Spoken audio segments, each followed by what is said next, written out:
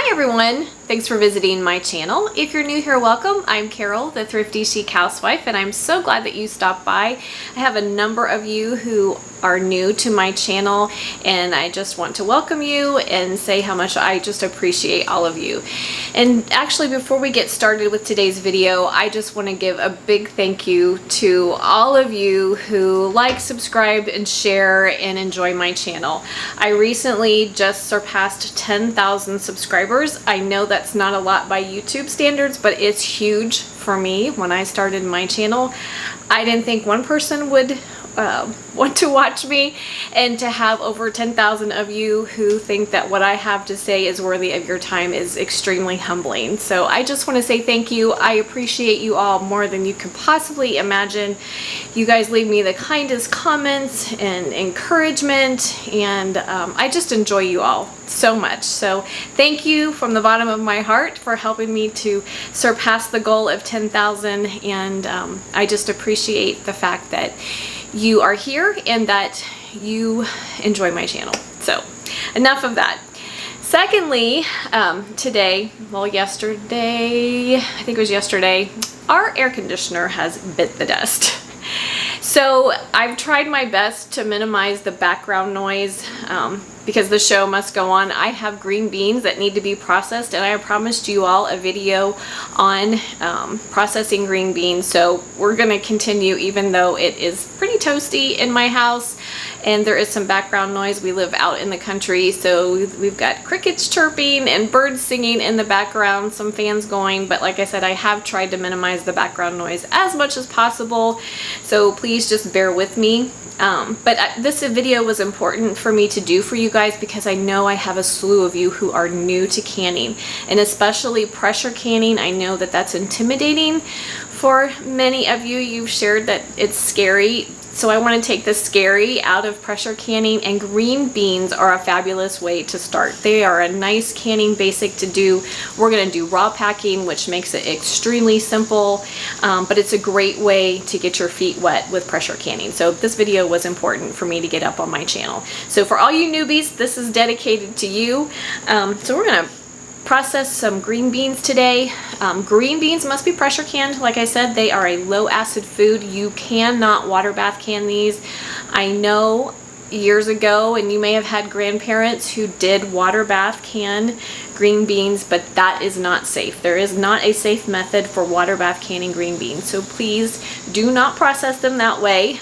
We are going to pressure can them, so you do need a pressure canner. Make sure that you know what your altitude is. I'm going to be pressure canning at 10 pounds of pressure, but depending on where you live, you may have to adjust that. So I'm going to be using up my All-American canner, which is a dual gauge canner. I have a weight and I also have a dial, but it is considered a weighted gauge canner. So I'm going to be canning at 10 pounds of pressure. If you have a dial gauge canner, you're going to be canning at 11 pounds of pressure, adjusting of course for altitude there. So that's just a little word to you, those of you who are new. Make sure you know your altitude so you are processing correctly. So with green beans, they're really straightforward. I just picked some over the last day or two, so I have a batch that needs to be canned up. You just want to wash them really well after you pick them, and then sort through them, and I'll show you here kind of how I sort through them. You also want to just wash them really well. I just give them a nice rinse in cold water. The green beans that I'm going to be processing, I have a couple of different kinds. Sorry, they're wet. I like the Italian flat beans and then just a standard green bean, but mine are considered stringless. If you have regular green beans, you need to make sure that you remove the string on each side, and I'll show you how to do that here in a second. But I do not sort out. We plant a couple of varieties of green beans, and I don't can all one kind. I don't plant enough, that because it's just the two of us, we're empty nesters now, so I don't plant so many that I get enough at a harvest to can them individually. So I'm just going to can them together, and you can totally do that. So I just put both varieties together. I go out and pick whatever is available to me, whatever is ready for picking and processing, and so you'll see both kinds of beans. I'm going to be using both kinds of beans in my jars. So that it's totally fine. They're both green beans, so that's not an issue. Wax beans are also processed the same way, so you could include those as well. It makes it kind of nice to have a variety of beans, but if you want to separate them out and just I'll do all one kind, that's fine too, or if you just grow all one kind. But I just wanted to go over that because you're going to see both kinds. You're going to kind of wonder what that's all about, but that's what that's all about. So let's get started with getting them cleaned up and ready to process. Okay guys, I brought you in close so you can see a little bit better. Like I said, you've got a couple different kinds of green beans going on here. What I do is I just put them in really cold water and just kind of shake them around, remove any dirt, any critters that might have made their way in there, anything we don't want in there. And then what I'm going to do is I'm going to go through them. Like I said, you want to snap off the ends. If you have a string, you're going to remove the string from both sides. Mine are stringless. I don't have that. And then I just break mine in about 1-inch pieces. You can leave them whole if you prefer, but I do like to do the 1-inch pieces. And here's an Italian flat bean, and you're just going to do the same. And you could leave the tail on if you want to. I tend to pull it off, and then I just break it into, or snap it into 1-inch pieces. And then once I go through that process, then I rinse them a second time. The other thing I wanted to mention was just make sure that you get rid of anything that you wouldn't want to eat. That's not appealing. This one has been eaten on by some garden critters, so we don't want that one in there.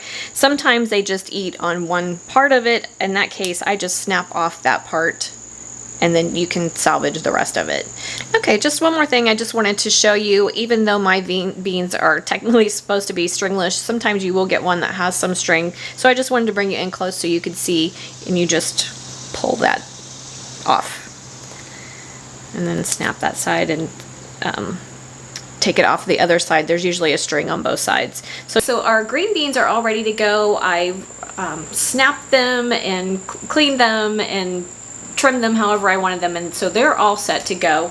And they're just hanging out here in my bowl. I also have some boiling water on my stove. We're going to be doing a raw pack, but we're going to be adding boiling water. So you need some boiling water. You could also can them in stock if you want to. Chicken stock would add some nice flavor here, but I just do mine in water, nice and simple. I'm also going to be adding some salt to my jars. Salt is also optional. If you do add the salt, make sure that you're using a pure salt, such as canning and pickling salt. That's what I always defer to. You don't want salt with any additives in it. So like I said, that's optional. If you want to up your green bean game, you might want to invest in this book if you don't have it. It's the All New Ball Book of Canning. In this book, they have some recipes for balsamic green beans, canning green beans and mushrooms together, and also lemon garlic green beans. So if you want to up your green bean game, and you might want to invest in this book and check out those recipes. They're delicious as well. But for today's purposes, we're just going to keep it nice and simple, especially for those of you who are new and just going to be packing. We're going to raw pack. You can hot pack or you can raw pack. I prefer raw packing, so that's the method I'm going to be using, but we still need some boiling water. So my water is all ready. My jars I've washed and I'm keeping them hot in my sink full of hot water. You still want to start with, you should always start with a hot jar. We don't want to have any thermal shock. We're going to be, like I said, adding boiling water to our green beans, even though we're raw packing, so you want your jars tempered some, so I'm keeping mine hot. Modern canning guidelines state that you do not need to pre-sterilize your jars or your lids if you're going to be canning for more than 10 minutes, which we are, so we didn't need to sterilize them. They're just nice and clean. Your lids, I just washed them and set those aside as well. A word about the lids. They recently, in the last several years, Ball has changed their lids. The rubber seal on the lid, they're using a different rubber. They do not need to be simmered any longer. If you are using the newer lids and you simmer them, you will have a failed seal, I guarantee it. I did heat a batch shortly after they changed them, and every one of them did not seal. So I learned the hard way. So I'm trying to save you the pain of that. You don't need to simmer your lids anymore. So don't do it. It just causes you issues. So we are all set to go. My water is boiling, so let's get started. I'm going to be canning in pints, so we're going to be processing for 20 minutes. You can also can these in quarts. If you can in quarts, your processing time is 25 minutes, and we need 1 inch headspace. Okay guys, here we go. We're going to do a little differently than we normally do canning. I'm going to pack all my jars at one time. So I just take all of my jars out. Usually I just do 2 jars at a time, but this is really simple to do. By the way, I do have 3 inches of simmering water in my canner.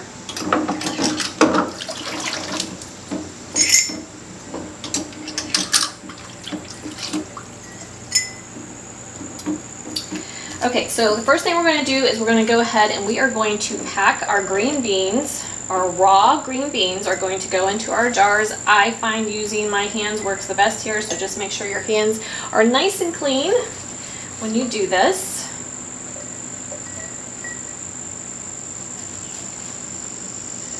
You can use a funnel if you want to. I just find that it gets in the way. I'm doing pints. It's just we're empty nesters most of the time anymore, and a pint jar is perfect for 2 servings. But if you have a bigger family or if you want extras, you might want to use quart jars instead. Okay, so you want to pack them to your 1 inch headspace, and like I said, you want them in there pretty tightly. So what I like to do is I kind of just shake my jars a little bit to get the beans to settle.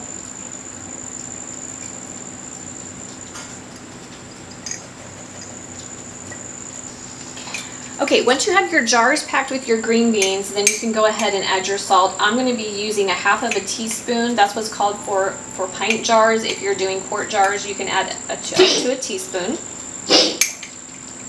And then you're just going to ladle in your boiling water over your beans and your salt.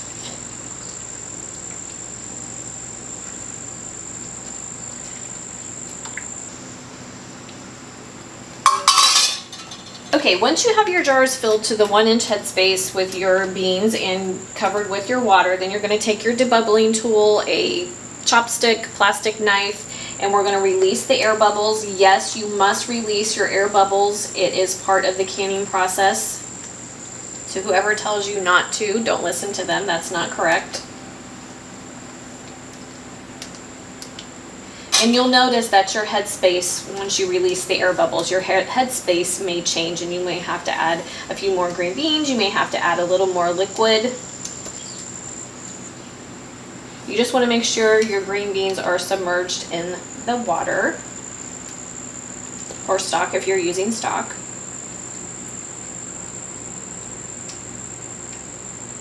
Also, I just want to note that dried seasonings are fine to add. It's safe to add dry seasonings to your home canned goods. So you could season them up here if you wanted to add some dried seasonings, that's fine. So just make sure you're at your 1 inch headspace. This guy could use a little bit more. And then there's really nothing really to wipe off here because we use water, but I guess you could get a little bit of salt on them. But you want to make sure you clean your rims. So I just take a wet paper towel. Usually I dip my paper towel in vinegar, but I'm not going to do that today. I don't think I need to, since there's nothing sticky or anything like that. I'm just going to wipe them off with a clean paper towel and water. And then I'm going to center my lids. Then we're going to apply our bands to fingertip tight. Now, fingertip tight means, just as an FYI for those of you who are new, just until you feel some resistance. You don't want to go past that and do it too tight. That can cause you problems with your lids. So just fingertip tight just until you feel some resistance, and then you can go ahead and load them into your canner. Okay, once you have your canner full, before we put the lid on, I always add some white vinegar to my canning water. That just helps to keep mineral deposits that might be in your water from collecting on your jars. It keeps your jars nice and clean and pretty. So I just add about 2 tablespoons or so to my canning water of white vinegar. And then we're going to put on our lid.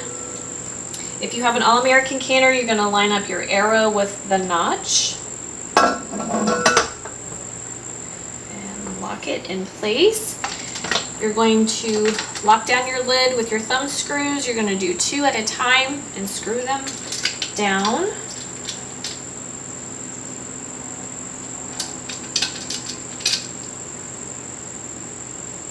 Then we're going to crank up our heat to high. Once we see steam escaping from our vent, we're going to allow it to vent for 10 minutes. And once our 10 minutes are up, then we can apply our weight. Okay guys, we have a nice stream of steam coming out of our vent. So we're going to allow our canner to vent for 10 minutes. Once our 10 minutes are up, then we can go ahead and add our weight. Like I said, make sure that you know what your altitude is so that you know what adjustments you need to make. I'm going to be canning at 10 pounds of pressure. There's also 5 and 15, so just make sure you know what you should be doing. Okay guys, after I vented for 10 minutes, I went ahead and added my weight, and we are almost up to temperature here. It's gonna start rocking and rolling any second. If you have a dial gauge, make sure you come up to 11 pounds of pressure. Okay, we can start timing. Go ahead and set your timer for 20 minutes for pints, 25 for quarts. You also do not want it rocking that much the whole time you're canning, so you want to go ahead and turn your heat down slowly. We don't want huge temperature fluctuations in our canner, so slowly reduce your heat until your weight rocks 1 to 4 times a minute. Okay guys, our processing time is all up, so we're going to go ahead and turn our heat to off. We're going to let our canner return to 0 pressure naturally. Wait 10 minutes, remove our weight, and then we can remove the lid. Okay guys, we are all done. Once my canner returned to a 0 pressure naturally, I waited 10 minutes, removed the weight, took the lid off, and I've waited another 5 minutes to let my jars cool a little bit. So now we are ready to see our delicious green beans. My jars have started to seal already.